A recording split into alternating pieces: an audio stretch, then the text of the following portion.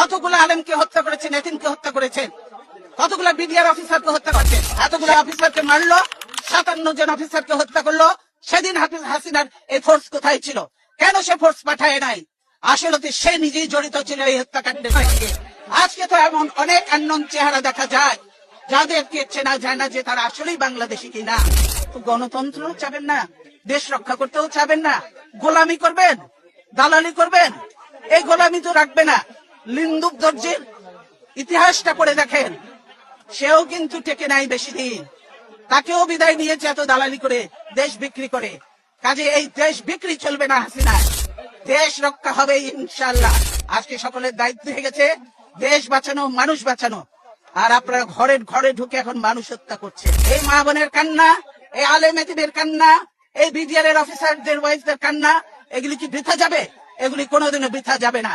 আজকে যারা এই জুলুম নির্যাতন করছেন তাদেরকে এদের মতো একদিন চোখের পানি ফেলতে ফেলতে মুছতে মুছতে তারা